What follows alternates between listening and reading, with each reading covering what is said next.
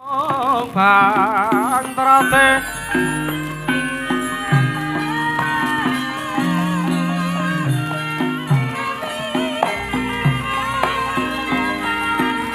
mirem-mirem kembang ompong terate bang sari mulat para rayongan long malangkung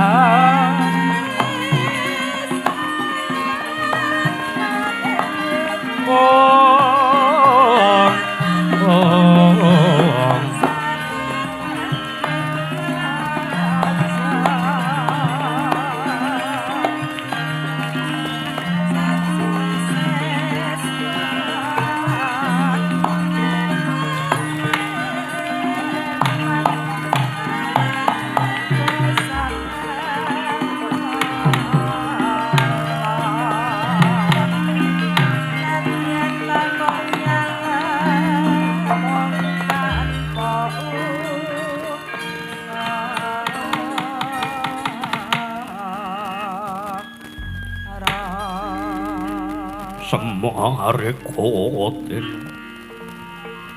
prayetna samuris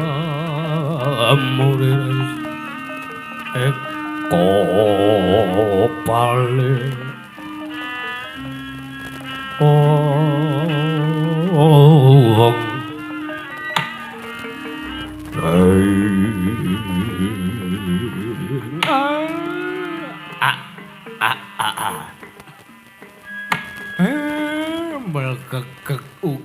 ugek sak tuli tombel mbel.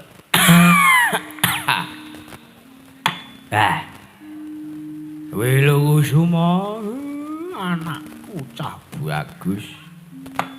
Anakku wong jentara limpat pasanging Grahita. Wilu Kusuma. Wis nang 3 dina iki kowe tak pek anak. Kowe dadi adine Bagong.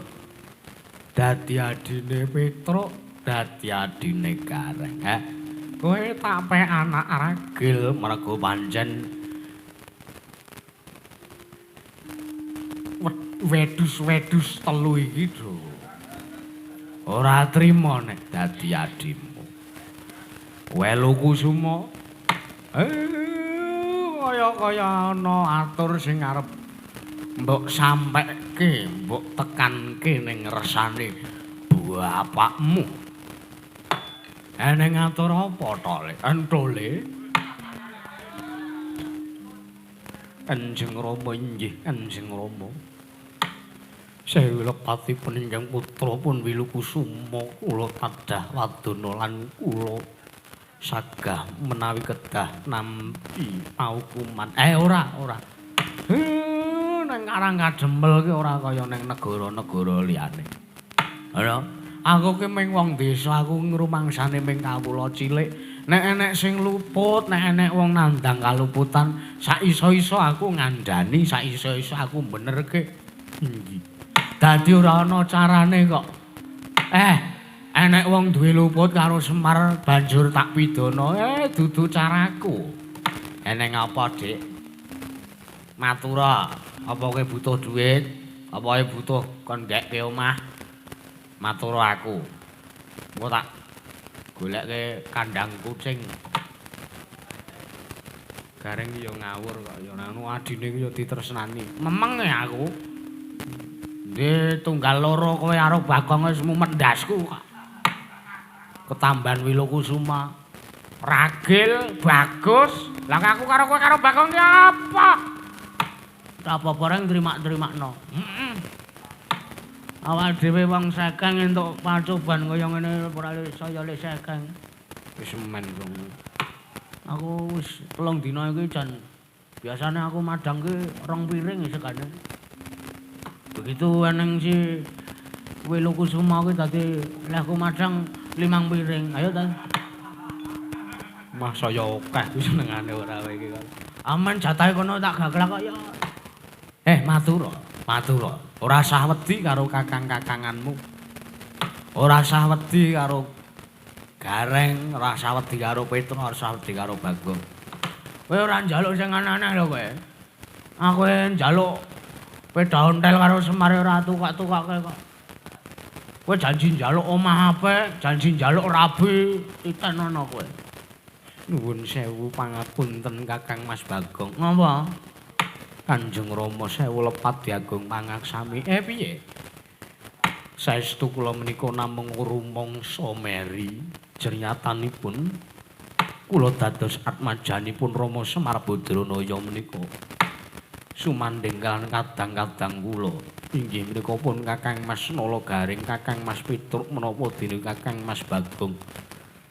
Ingkang 3 putra saking Rama Semar menika sampun omah-omah piyambak teges gesangipun sampun boten nunut dumateng Rama Semar Badranaya.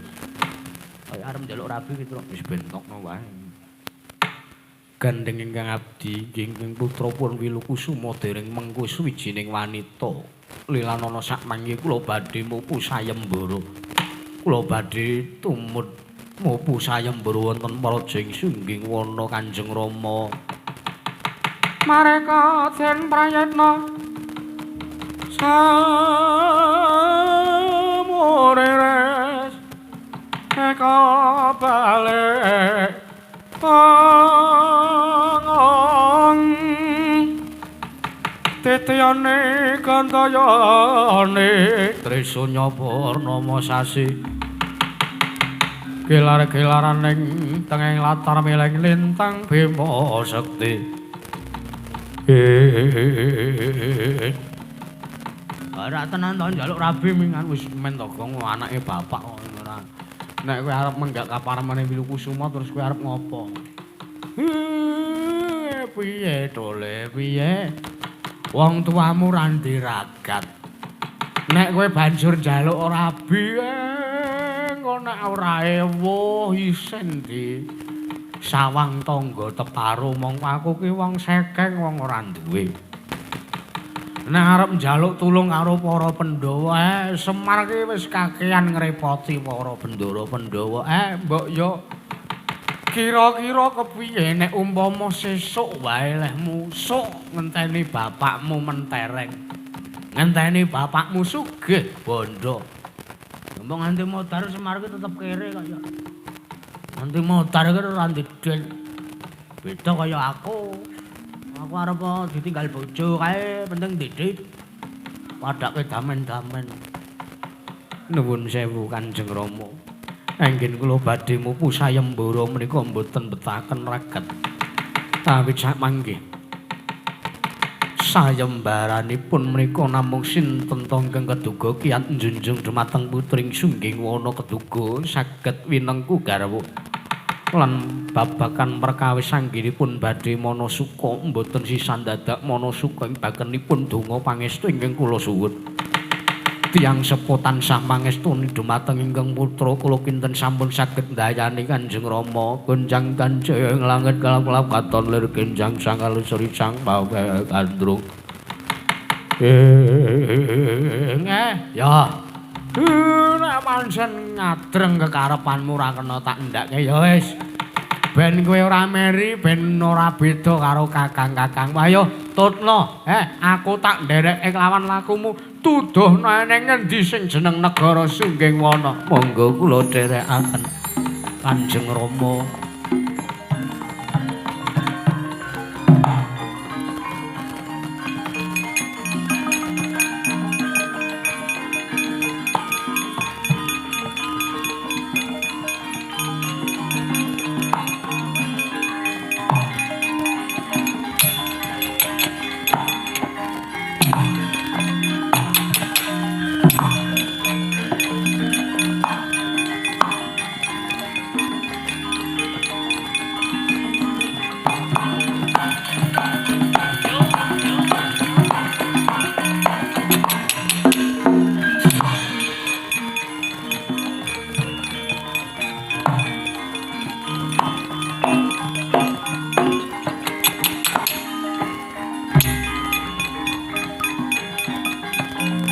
ya Kang ya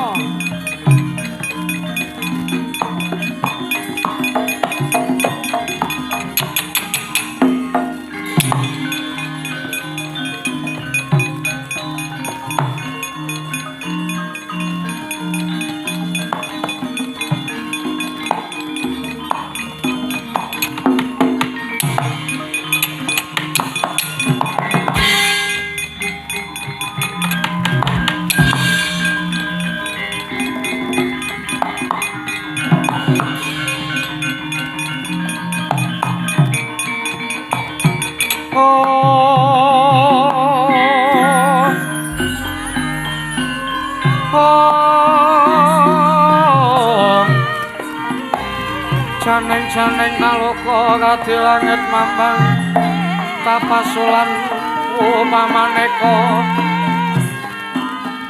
lintang mulya kusuma wana sumawur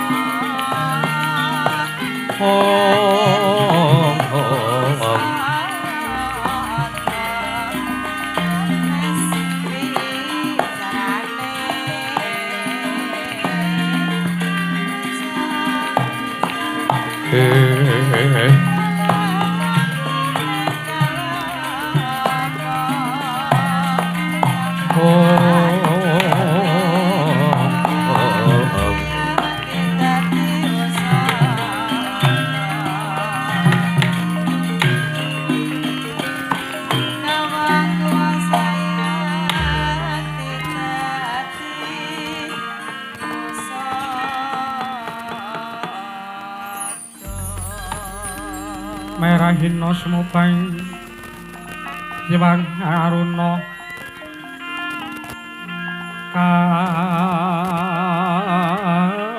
kati netraning angga rapuh sabdaning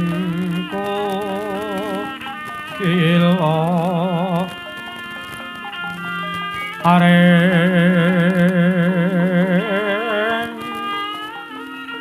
kaneka rasa getar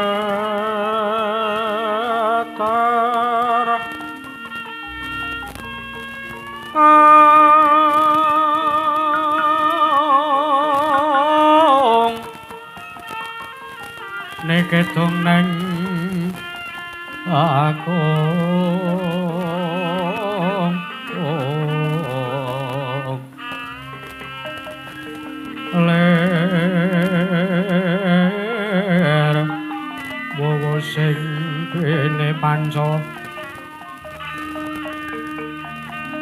Om Om Om Babata keng ayam mono marak manguwahaning wagatan Om Om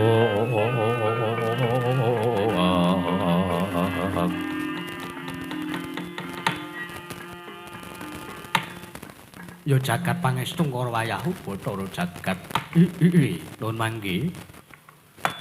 Senajan nembe sepisan kula panuh dumateng tamu agung ingkang rawuh wonten praja negaring Sunggingwana nanging kula sampun datanggawaran bilih ingkang rawuh menika mboten sanes kejawi namung putra ing Astina putra saking Sinuwun Prabu Duryudana inggih menika pun Raden Lesmana Mandragumara.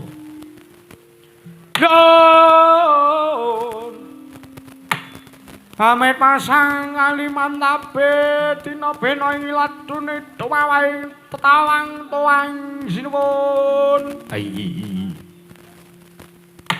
Nuwun mangapunten paduka jejuluk sinten Kanjeng Rama Mara sepuh.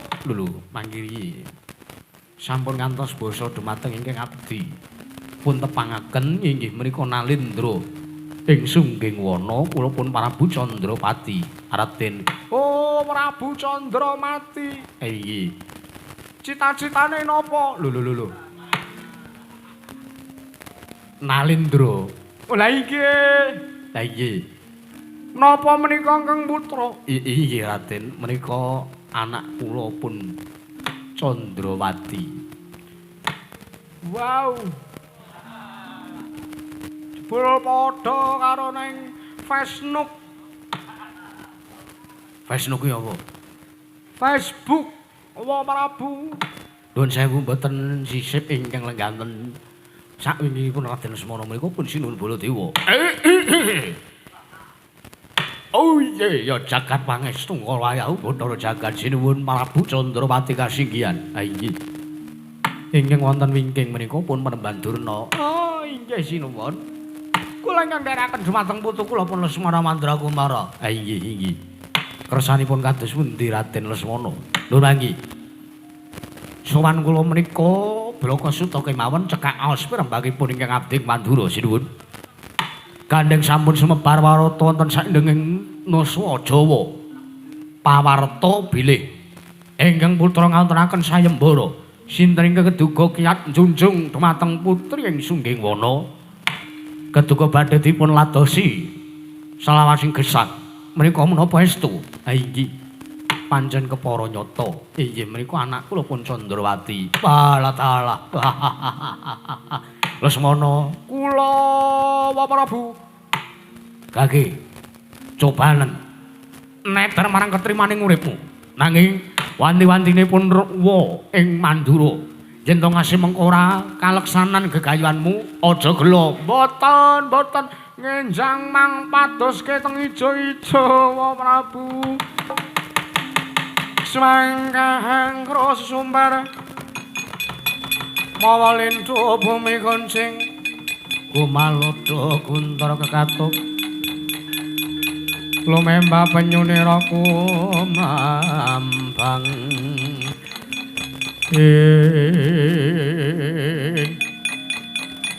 manuta cahayu kowe tak junjung ning nganti aku kelakon junjung marang kowe aja takon dosa kowe ora kena mbalekke rembug prastawa dawuh paduka ngestaken dawuh Raden.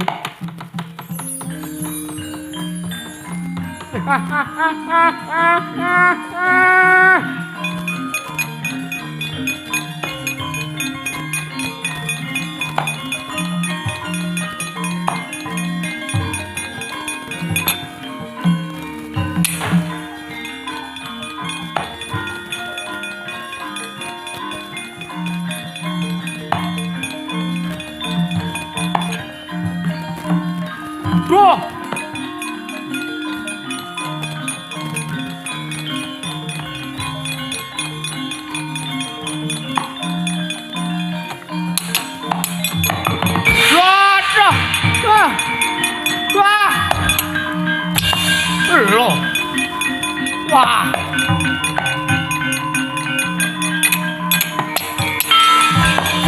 Yata laruta sangking kutha sang loro kula. Yen tan mutusa sang Sri. Nun mangapunten Sinuwun Prabu Candrawati. Paripaksa ing abdi mandura dereng saged minangkani ingkang dados kekudanganipun Kang Putra. Mboten napa-napa Sinuwun. Nyuwun mami Sinuwun ngatos-atos.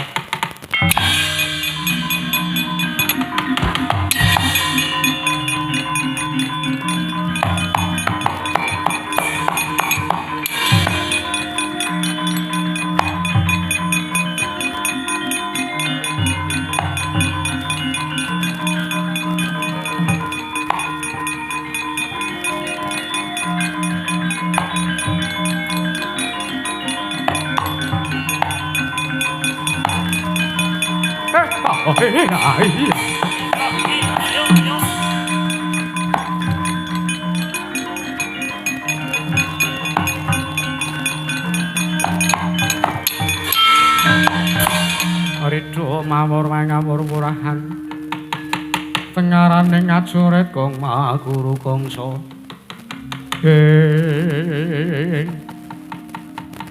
unamit masang kalimantab tinebina ing nuduni dumawaing tawang tuwang tinebina saking tolak saru Sinuwun Prabu Candrawati nuwun mangke Raden sing andika menika sinten teka sampun manuh lan ingkang abdi ing sungging wana mbok bilih Suti mestani dhateng jasad kula kulat maja saking Rama Semar Badranaya kula pun Bambang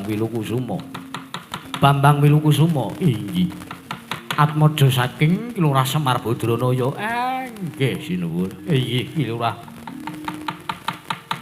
nuwun sewu kabar ingkang sampun kula tampi sinten ingkang keduga kiyat njunjung dhumateng Kang Putra badhe dipun ladosi selawasing gesang monggo menawi jengandika Raden Wilukusuma badhe anodi dhumateng ketrimaning gesang borong monggo kersa Raden Kanjeng Rama kula nyuwun pangestu wong ki nek jujur ora bakal uwal dole cobanen Wilukusuma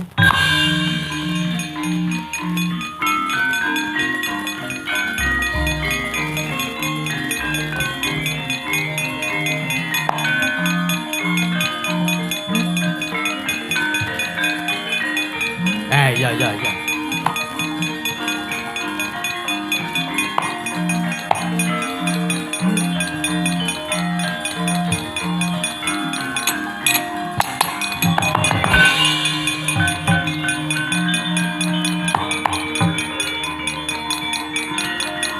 Walah salah.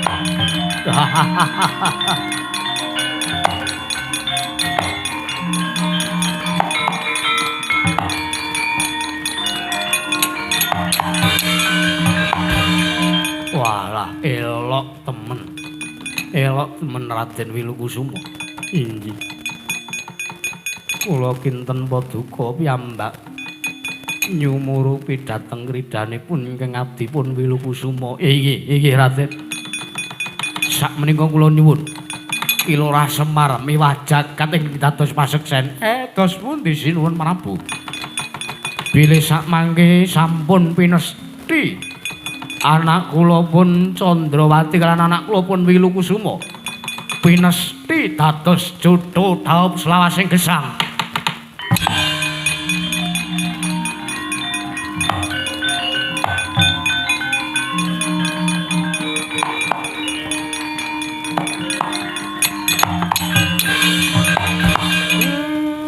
Bocah kene ora tau neka-neka. Mesti kecandhak apa Kang Den Uyak?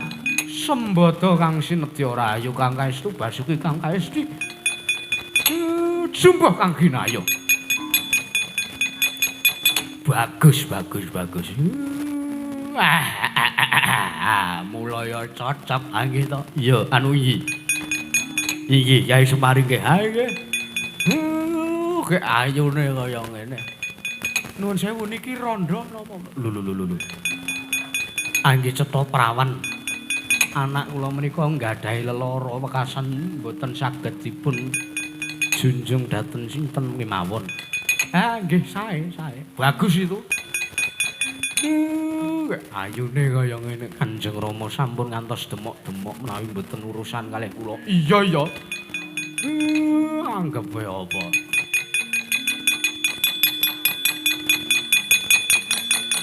Paling mengelek ayo tok lho. Ini Kang Putra sinuwun. Inggih Lurah. Wah jan. Kaya tekku sing biyen. Ya mending iki kok. Sing biyen kegedhen. Nah iki sedengan. Pas di tangan. Ngapa iki adikku IPC kaya ora trima kowe ngapa? Sinaos adipe kula mboten narimakaken menawi Kakang Mas Bagong kepok singgul lawan garwaning sun. Iya. Aku ndek bojo siji gleleng. Tanggaku kae bojone 3 akur kabeh. Ora meri kowe.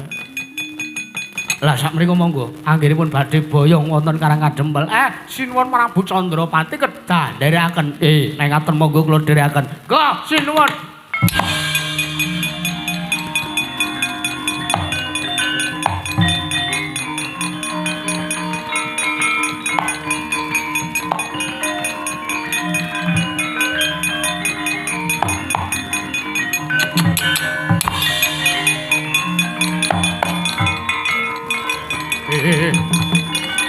Jenengan riyen kok.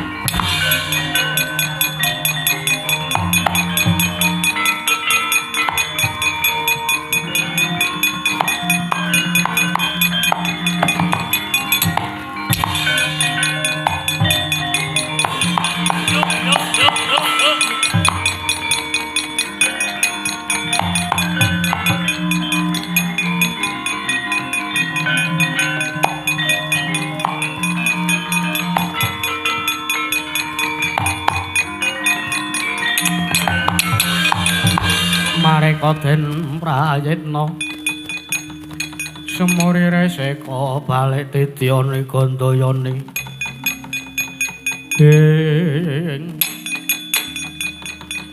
Sinuwun Ndarawati iya Kakang Semar inggih sajak kesusu-susu tindahipun enten wigatos napa mah nyegat kalih Semar Kakang Semar kula wonten dawuh Aku krungu kabar yen to Kakang Semar mupu anak arane Bambang Wilukusuma apa pancen bener? Lho kabar saking pundi sinuwun? Kula malah mboten mbiyawarake teng kawula. Aja ngapusi kelawan Nata Ndarawati, aku ngerti lho Kakang. Lah kersanipun dos pundi? Atmajamu Wilukusuma kandhinen mrene. Sekedap.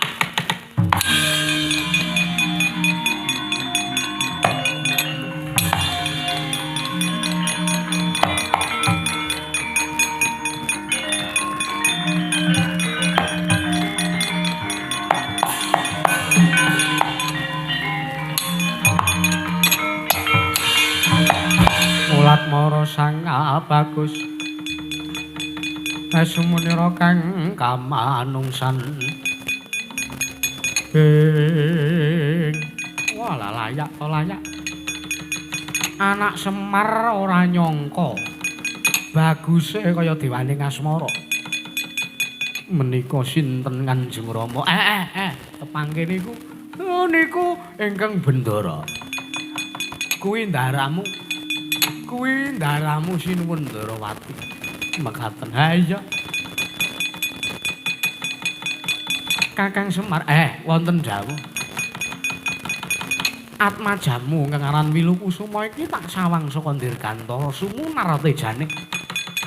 Malah wekasan nalika semana Nata Ndarawati nampa pasuwane anakku ing Pringgondani ingkang ngandhakake yen to Abimanyu nandhang Yadi.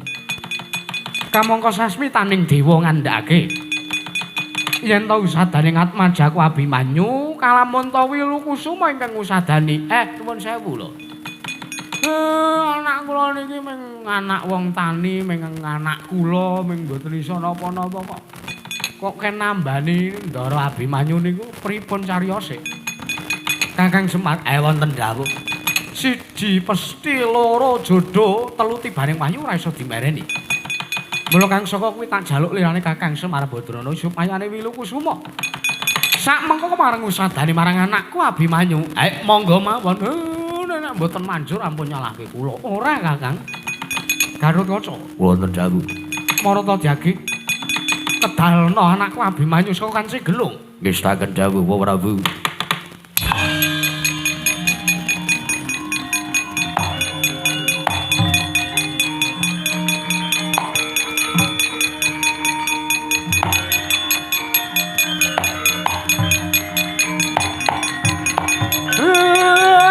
Nuwun sewu.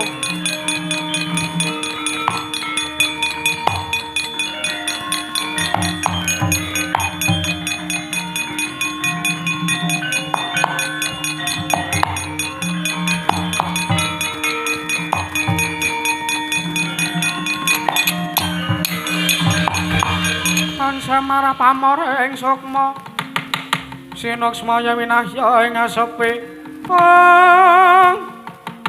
sinimpen telang ing kalbu pambukaning warana tarlen saking liya playaping ngaluyup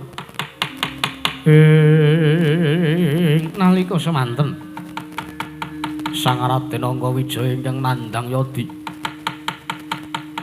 tansanes kejawi nenggih Bambang Wilukusuma ingkang pranyata sejati pangeja wanteng wahyu maningrat pramila sakmangke ingkang dadosaken sabab Sang Raden Anggawijaya nandhang sesakit tansanes kejawi namung awit saking anggenira koncatan pangeja wanteng wahyu maningrat nalika semanten noyah nayuh Baskara Titi mangsa wus nekani Atmajaning Sang Lurah Semar Badranaya nenggih Sang Bambang Wilukusuma saknalika manjing wonten angganing Sang Abimanyu ngibarat curiga manjing marangga manjing curiga nalika semanten gregah Sang Wijaya kaya wungu saka nindra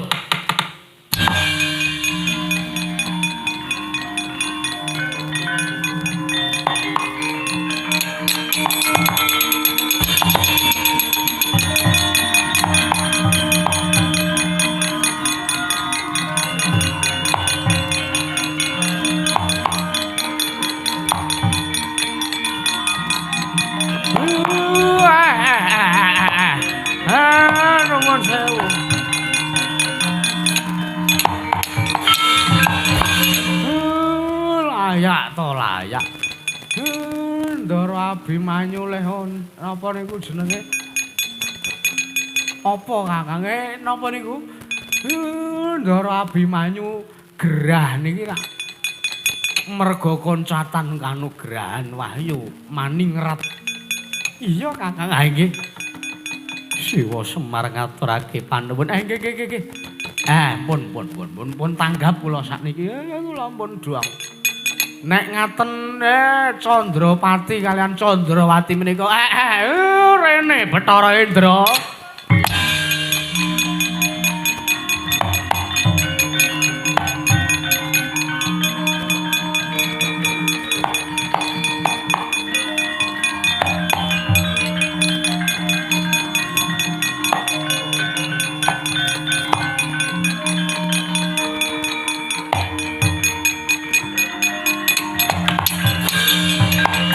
Pandhita Kinarya Wangsit Pindha Kombang ngisep madu sarining tawang gek salit wis rampung Gek salin.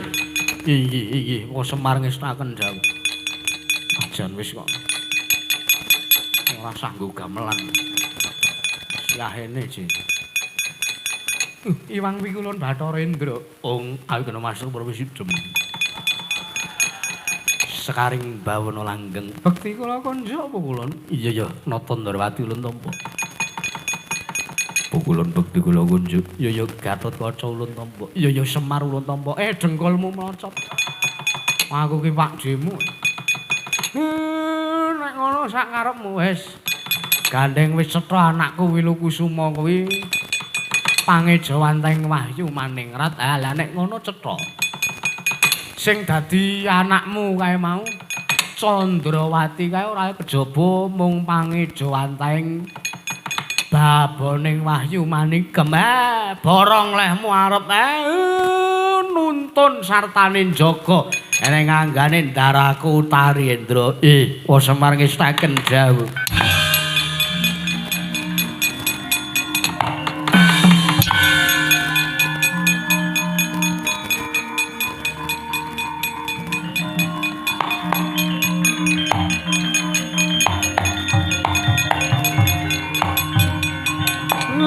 Pengendrange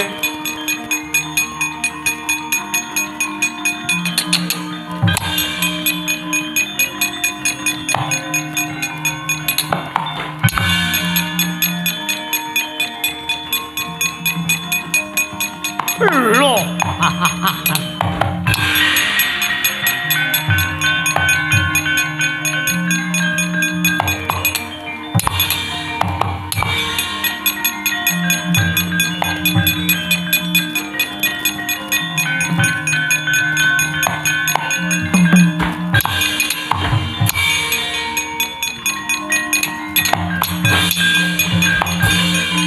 gunjang gancing langit kelap-kelap katon ler genjang ing alis risang mawa gandrung panus maning jajalanan sekretaning bangun iblis lan sapa ana satriya mabur warat nuwun sewu wonten nalindra saking tlatah Sabrang menawi paduka dereng nyumurupi dhateng kula menapa dereng dang anggen paduka dados nalindra piye muni piye kowe? Nuwun sewu. Mbok kula aturi emut Purwodasina. Paman, kula aturi eling. Kula aturi tinarbuka penggalipun sampun kados nguja dumateng pepinginan pribadi. Kula aturi kondro-ndro kasatriyan Madukara, Bibiwara Sembodong ngrantes manahipun. Walah parat.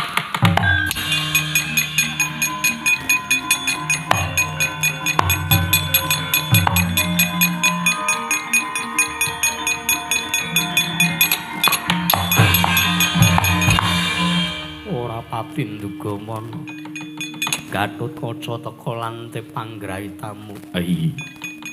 Sampun ngantos dipun padhaken dhateng damen-damen.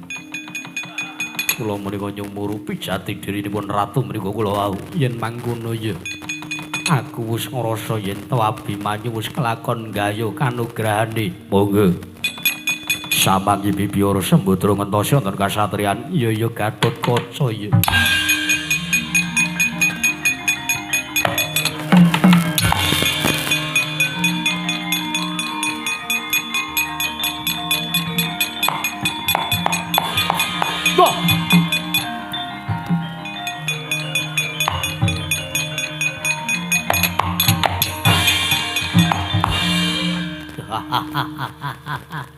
Satriya nganggo rompi sapa? Wis ngerti karo aku dadak takon. Lho. Aja jetungan. Ana caraka cacahe pira? 5. Lah kobong iki. Wah wis kesel ya aku. Nyandang apa-apa sidole konangan. Anggepe kok ora. Kakang Gatotkaca kok iso ngerti karo aku. Ngerti bae Dimas. Kowe ngerti karo aku. Karep pambles bumi tak candhak ya. Wah jan.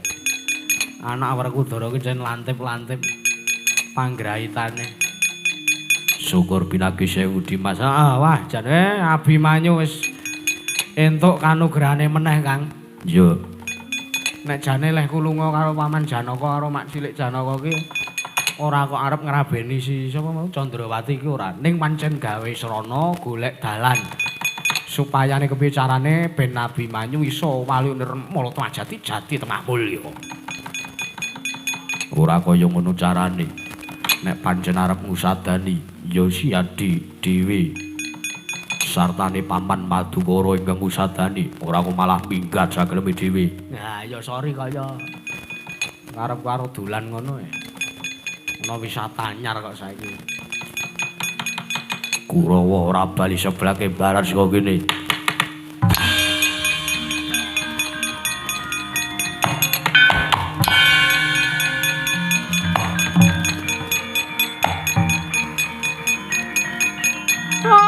Abimanyu putuku.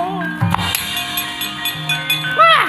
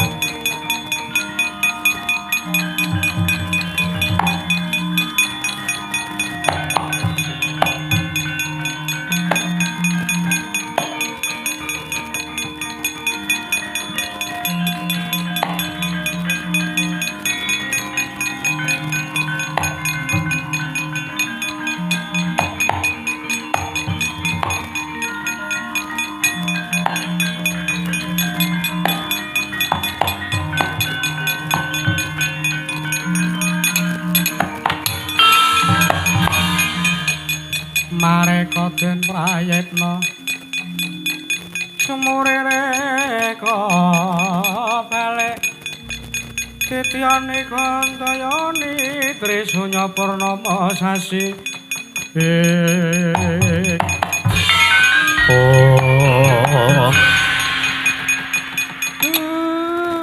curiga manjing warangka manjing curiga. Iya Kakang, ha inggih. Nun teh. Kaisih urung leren. Ngapa? Ndara antasena kencen yo ngglidik kok ya ora. Ndara Abimanyu mun saged waloya dagelan nirmala temah jati temah mulya. Iya Kakang, ha inggih. Kabeh kita rasani yen ta ora saka pambiyantune Kakang Nayantaka ora bakal kelakon. Napa biasa sampean kok tak sok ngalem kalih kula. Cethok padhak Semar damen-damen. Kakang Semar aku njaluk pangapura, Kakang malah ninggal marang kasatriyan. Lho, lah sing dadi kasatriyan niku kula napa sampean? Aku. Kok ngapura kalih kula? Bojomu ka lho. Iya, Kakang. Nggih. Tak gelem dhewe. Bojo olah-olah dhewe. Umbah-umbah dhewe. Dhewe.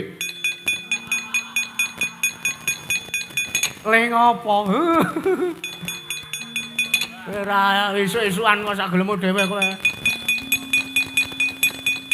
Ngangge doldi. Macethake Semar. Wis tak walik hurufe. Yen mangkono aku mung melu njurung pamuji Kakang, muga-muga wahyu maning rata ingkang manjing ana angganing Abimanyu. Bisa langgeng momong lawan Abimanyu sak tedhak turune besok. Nggih. Ya niki sesuk bakal nurunke turasing her. Minakata wis. Kono. Dibukani bonange. Aja kleru Santi Mulya meneh.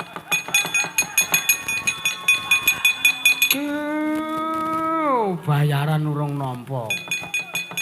Kleru. Kono. Ya. Wis ana panutupe ngatur. Jaya Jaya Wijayanti rahayu kang samya tinwarayu kang samya pinangki sak pengker kula mangya rahayu wilujeng widodari sambi kala penyapun Bapak Elik sak keluarga. Tinebena saking rubeda cinaket ning kayuwanan ndara wusana slamet sing nanggap. Slamet sing ditanggap, slamet sing nonton tanggapan, slamet sak kabeh-kabehane. Iya Kakang, ha nggih.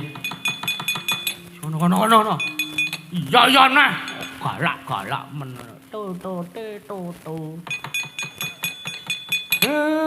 Manuto pengatur ngaturaken panuwun purwa madya wasana sumangga Bagong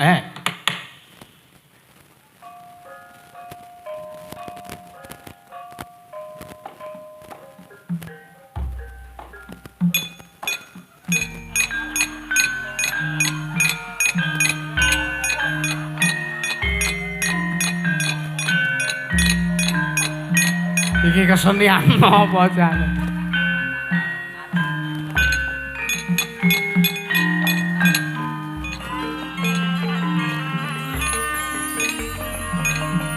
Kandha arum sayane